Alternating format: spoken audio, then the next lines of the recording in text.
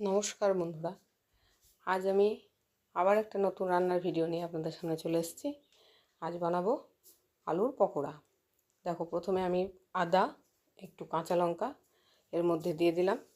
এবার অল্প একটু লবণ স্বাদ মতো দিয়ে দিতে হবে। তারপরে এক এক করে আমি একটু ভাজা গুঁড়ো মশলা এর মধ্যে দিয়ে দিলাম, তাতে টেস্টটা বেশ ভালো হবে। তারপরে এবার আমি এতে অ্যাড করব একটু হলুদের পরে আবার এর ওপর আবার তারপরে এতে আমি দিয়ে দেবো 2 চামচ মতো বেসনের পরে এতে আমি দিয়ে দেবো অল্প একটু কর্নফ্লাওয়ার। এই কর্নফ্লাওয়ারটা দিলে বেশ পকোড়াটা মুচমুচে ধরনের হবে। 1 চামচ মতন দিলেই হবে, তাতেই তোমাদের পকোড়াটা মুচমুচে হয়ে যাবে। তারপরে কিছুটা আমি একটু স্বাদের জন্যে চিলি ফ্লেক্স এর মধ্যে অ্যাড করে দিলাম। এবার এটাকে আমি প্রথমে শুকনোই মাখাবে, কারণ শুকনো মাখালে জলের আন্দাজটা পাওয়া যাবে যে কতটা জল লাগবে না লাগবে। প্রথমে শুকনোতেই আগে ভালো করে চটকে নেবে, তারপরে এতে অল্প অল্প করে জল ঢালবে আর মাখবে। খুব বেশি ঢিল করলে হবে না, নরম করলে হবে না, এটা যেন একটু টাইট টাইট থাকে, এরকমভাবেই মাখবে তোমরা এটাকে। তারপরে কড়াইয়ে গরম করে অল্প অল্প করে দেখবে কেমনভাবে আমি করছি, ওইভাবেই করবে এটা ওইভাবেই করলে বেশ ভালো হয় এবং খুব ঝরঝরে হয় এবং মুচমুচেও হয় জিনিসটা। ভালো করে মাখিয়ে এটাকে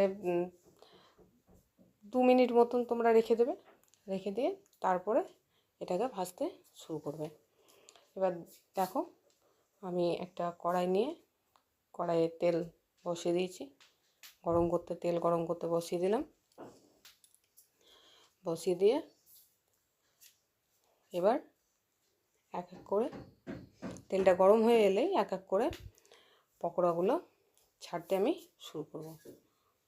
দেখো, এক এক করে আমি পকোড়াগুলো দিতেও শুরু করেছি। এইভাবেই ছড়িয়ে আমি যেভাবে দিচ্ছি ছড়িয়ে এভাবেই দিতে হয় এই পকোড়াগুলো, তবেই এটা খেতে বেশ মুচমুচে হয় এবং খুব টেস্টিও হয়। এটা গোল গোল করে পাকিয়ে ওইভাবে না, পকোড়া এটা এইভাবেই দিতে হয়, তবে এটা বেশ ভালো হয় এবং বেশ হালকা, খুব বেশি আঁচে এটা ভাজলে কিন্তু পুড়ে যাবে। অল্প মিডিয়াম টু লো ফ্লেমে দিয়ে ওকে অল্প অল্প করে উল্টে পাল্টে করে ভেজে নিতে হবে। ঠিক আছে, দেখো কীভাবে আমি ভাজছি, এভাবেও তোমরা ভাজবে বাড়িতে। দেখো, এবার অল্প অল্প করে এপিট ওপিট করে আমি ভেজে নিচ্ছি। আমি প্রথমে ওটা দিয়ে একটু করছিলাম, নিয়ে ঠিক করে হচ্ছিল না, তো আমি খুন্তি দিয়ে ওগুলোকে একটু ভেঙে দিয়েছি। এইভাবেই দেখো, এবার এই যে ব্রাউন কালার হয়ে চলে এসছে, গোল্ডেন ব্রাউন কালার, এই টাইমে তোমরা এবার এটাকে তুলে নেবে গোল করে। এটা সস দিয়েও তোমরা খেতে পারো, সন্ধ্যাবেলার স্ন্যাক্স হিসেবে খেতে পারো, মুড়ির সঙ্গেও খেতে পারো, ভাতের সঙ্গেও খেতে পারো, কোনো ব্যাপার নেই তাতে।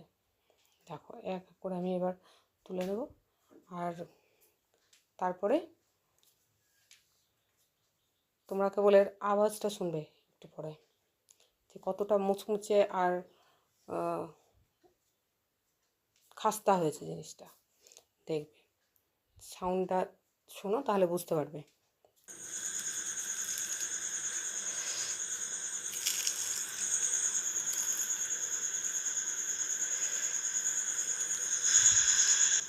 লাইক করো, শেয়ার করো, কমেন্ট করো, ভালো লাগলে আর সাবস্ক্রাইব করে দিও।